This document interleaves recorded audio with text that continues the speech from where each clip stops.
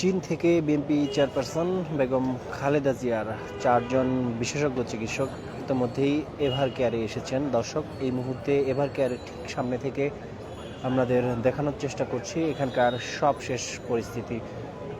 জানিয়ে রাখি, আজ সকালেও কিন্তু একটি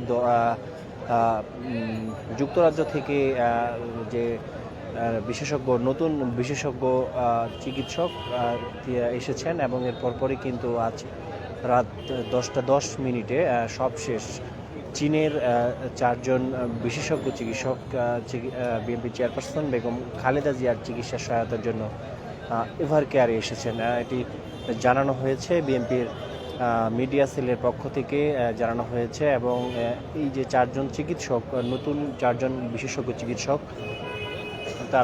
তাদেরকে স্বাগত জানিয়েছে বিএনপি মহাসচিব মির্জা ফখরুল ইসলাম আলমগীর। এমনটাই কিন্তু আমরা জেনেছি, এমনটাই জানিয়েছেন বিএনপির মিডিয়া সেল থেকে। দর্শক, এই মুহূর্তে এভার কেয়ারের ঠিক সামনের দৃশ্য আপনাদের দেখানোর চেষ্টা করছি। দিনব্যাপী কিন্তু কড়া নিরাপত্তা জোরদার করা হয়েছিল এভার কেয়ারের সামনে। ঠিক একই অবস্থা এখনও রয়েছে। আমরা দেখছেন পুলিশ রয়েছে, বিজিবি রয়েছে এবং জানিয়ে রাখি, আমরা নিশ্চয়ই জানেন গত 3-4 দিন থেকে কিন্তু বিএনপি চেয়ারপারসনের যে শারীরিক অবস্থার খোঁজ খবর নিতে, তাকে দেখতে কিন্তু বিভিন্ন দলের রাজনৈতিক নেতৃবৃন্দ আসছিলেন, বিভিন্ন দলের রাজনৈতিক নেতৃবৃন্দ আসছিলেন, বিএনপির নেতৃবৃন্দ আসছিলেন, কেন্দ্রীয় নেতৃবৃন্দ আসছিলেন, বিএনপির স্থায়ী কমিটির সদস্য যারা, তারাও কিন্তু আসছিলেন। আমরা দেখেছি উপদেষ্টাদের মধ্যে অনেকে এসেছেন খালেদা জিয়াকে দেখতে। আজকেও এসেছিলেন মৎস্য ও প্রাণী সম্পদ উপদেষ্টা, এর আগে যুব ক্রীড়া উপদেষ্টা এসেছিলেন, আইন উপদেষ্টা এসেছিলেন সহ এছাড়াও আরও অনেক উপদেষ্টাও কিন্তু এসেছিলেন। এবং সবশেষ যদি একটু জানিয়ে রাখি যে প্রধান উপদেষ্টাও কিন্তু আজকে বিএনপি চেয়ারপারসন বেগম খালেদা জিয়াকে দেখতে এসেছিলেন।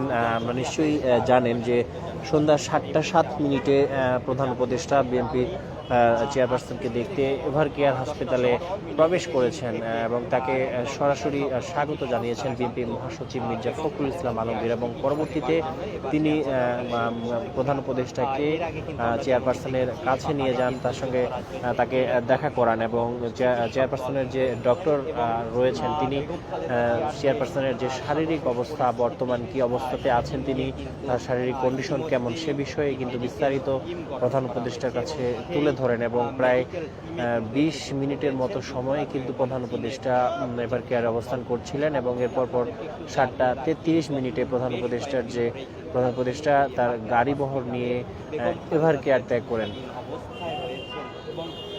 তারপরই কিন্তু তাকে এই হাসপাতালে নিবিড় পর্যবেক্ষণে সিসিউতে রাখা হয়।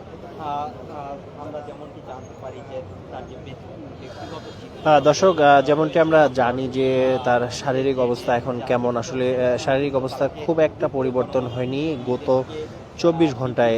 এই অবস্থাকে স্থিতিশীল মনে করছেন তার যে চিকিৎসকরা রয়েছে।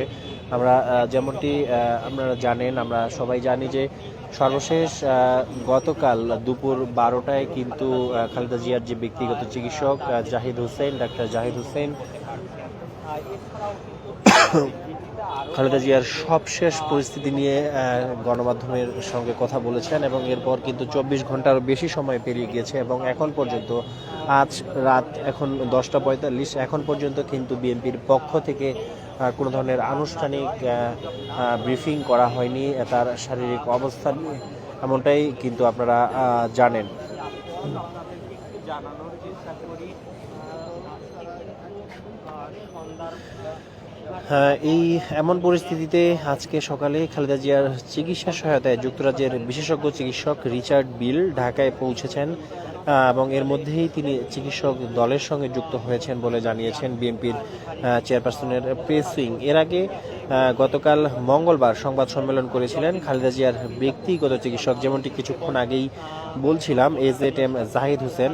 ব্রিটিশ বিশেষজ্ঞ ঢাকায় আসার বিষয়ে কিন্তু তিনি গতকালকে জানিয়েছিলেন যে ব্রিটিশ চিকিৎসক আজকে সকালে 10টা 20 মিনিটে হজরত শাহজালাল আন্তর্জাতিক বিমানবন্দরে এসেছেন এবং বিমানবন্দর থেকেই সরাসরি এভার কেয়ারে উপস্থিত হয়েছেন।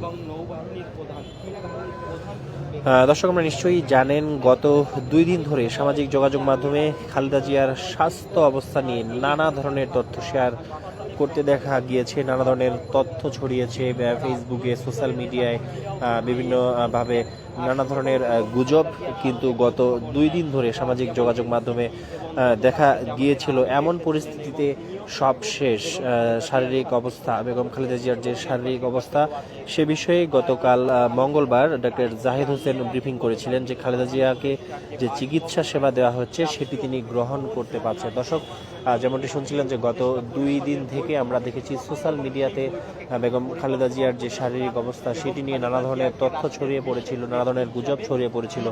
এমন পরিস্থিতিতে কিন্তু তার সবশেষ যে শারীরিক অবস্থা সে বিষয়ে গতকাল মঙ্গলবার তার ব্যক্তিগত চিকিৎসক জাহিদ হোসেন ব্রিফিং করে জানিয়েছিলেন যে খালেদা জিয়াকে যে চিকিৎসা সেবা দেওয়া হচ্ছে সেটি তিনি গ্রহণ করতে পারছেন, এমনটাই কিন্তু গণমাধ্যমের সামনে জানিয়েছিলেন। দর্শক, এই মুহূর্তে এভার কেয়ারের ঠিক সামনের দৃশ্য আপনাদের দেখানোর চেষ্টা করছি এবং গতকালকে ডাক্তার জাহিদ হোসেনের যে ব্রিফিং করে যেটি জানিয়েছেন তারপর থেকে আজ এখন পর্যন্ত কিন্তু বিএনপির পক্ষ থেকে খালেদা জিয়ার বিষয়ে আর কোনো ব্রিফ করা হয়নি। অর্থাৎ তিনি সবশেষ তার যে ব্যক্তিগত চিকিৎসক ডাক্তার জাহিদ হোসেন গতকাল সংবাদ মাধ্যমের মুখোমুখি হয়েছিলেন এবং তার পরবর্তীতে এখন পর্যন্ত কিন্তু খালেদা জিয়ার যে শারীরিক অবস্থা সে বিষয়ে আসলে কোনো ব্রিফ করা হয়নি। এবং আমরা জেনেছি যে গত 24 ঘন্টায় খালেদা জিয়ার শারীরিক অবস্থার কোনো পরিবর্তন হয়েছে কিনা এই বিষয়ে বিএনপির স্বাস্থ্য বিষয়ক সম্পাদক ডক্টর রফিকুল ইসলাম জানিয়েছেন গতকালের মতোই স্থিতিশীল অবস্থায়, অর্থাৎ গতকাল যেমনটি বলেছিলেন ডাক্তার জাহিদ হোসেন ঠিক সেরকম স্থিতিশীল অবস্থায় কিন্তু এখনও তিনি রয়েছেন, এমনটাই কিন্তু তিনি বলেছেন এবং সংকটাপন্ন অবস্থা থেকে ওষুধ গ্রহণের বিষয়টিকে আপাতত ইতিবাচক হিসেবেই দেখছেন তিনি জানিয়েছেন যেহেতু ওষুধে রেসপন্স করছে সেক্ষেত্রে অবশ্যই এটি একটি গুড সাইন তিনি বলেছেন, যেটি এই কথাটি বলেছেন বিএনপির স্বাস্থ্য বিষয়ক সম্পাদক ডক্টর রফিকুল ইসলাম, তিনি কিন্তু এমনটাই জানিয়েছেন।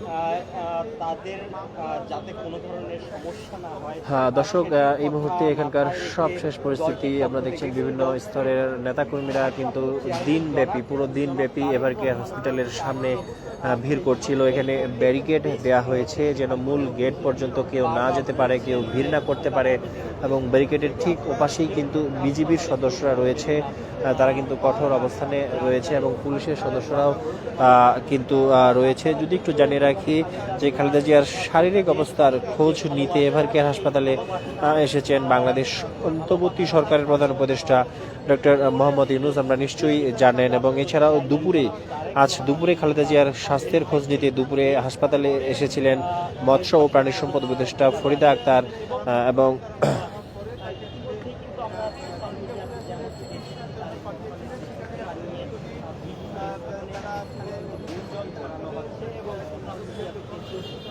দর্শক, জানিয়ে রাখি এর আগে গত 23 নভেম্বর স্বাস্থ্য পরীক্ষার জন্য হাসপাতালে যাওয়ার পরদিনই থেকেই ঢাকার এভার কেয়ারে হাসপাতালে ভর্তি হয়েছেন খালেদা জিয়া এবং 27 নভেম্বর তার অবস্থা সংকটাপন্ন হলে ক্রিটিক্যাল কেয়ার ইউনিটে তার নিবিড় চিকিৎসা এই মুহূর্তে চলছে এবং এই চিকিৎসার জন্য একটি মেডিকেল বোর্ড গঠন করা হয়েছে। আমরা নিশ্চয়ই জানেন খালেদা জিয়ার শারীরিক অবস্থার অবনতি হওয়ার পরই দেশের চিকিৎসক টিমের সঙ্গে যুক্ত হন বিশ্বের বিভিন্ন দেশের চিকিৎসকরা। এরই পরিপ্রেক্ষিতে আজকে সবশেষ কিছুক্ষণ আগেই অর্থাৎ 10টা 20 মিনিটে চীনের একটি বিশেষজ্ঞ চিকিৎসক 4 সদস্যের একটি বিশেষজ্ঞ চিকিৎসক কিন্তু যুক্ত হয়েছেন।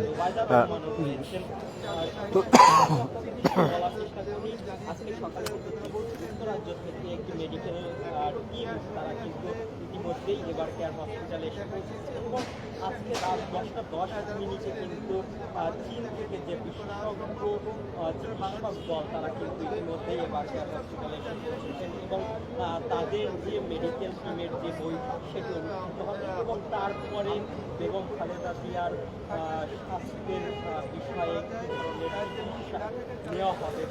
দর্শক, জানিয়ে রাখি এর আগে গত 23 নভেম্বর ঢাকার এভার কেয়ার হাসপাতালে খালেদা জিয়া ভর্তি হওয়ার পরপর তার ফুসফুসে সংক্রমণ অবস্থার অবনতি হলে গত 27 নভেম্বর তাকে ক্রিটিক্যাল কেয়ার ইউনিট বা সিসিইউতে নিয়ে চিকিৎসকরা তাকে বিশেষ ব্যবস্থায় নিবিড়ভাবে চিকিৎসা দিচ্ছেন গত 27 নভেম্বর থেকে, এবং এ বিষয়ে গতকাল মঙ্গলবার দুপুরে সংবাদ সম্মেলনে খালেদা জিয়ার ব্যক্তিগত চিকিৎসক জানিয়েছিলেন তাকে যে ওষুধ দেওয়া হচ্ছে সেটি তিনি গ্রহণ করতে পারছেন। এবং মিস্টার জাহিদ আরও জানিয়েছেন যে খালেদা জিয়ার হৃদযন্ত্র, লিভার ও কিডনি ও ফুসফুসের জটিলতা রয়েছে, এবং তিনি সবশেষ গতকাল তার যে শারীরিক অবস্থা সম্পর্কে যেমনটি জানিয়েছিলেন যে তাকে যে ওষুধ দেওয়া হচ্ছে সেটি তিনি গ্রহণ করতে পারছেন।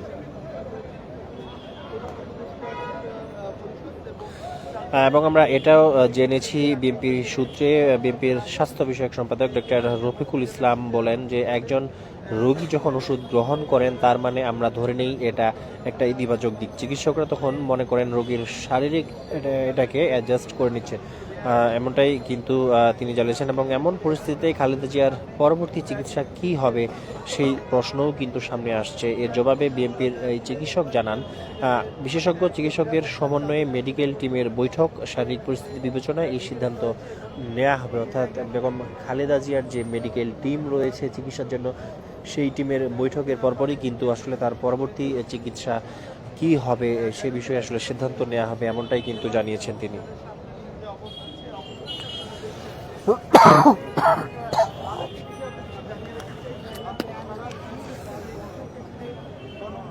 দর্শক, এই জানিয়ে রাখি বিএনপি চেয়ারপারসন খালেদা জিয়ার রোগ মুক্তি কামনায় কিন্তু গত দুদিন থেকেই দেশের বিভিন্ন জায়গায় দোয়া ও প্রার্থনার আয়োজন করে বিএনপি ও বিভিন্ন অঙ্গ সংগঠন।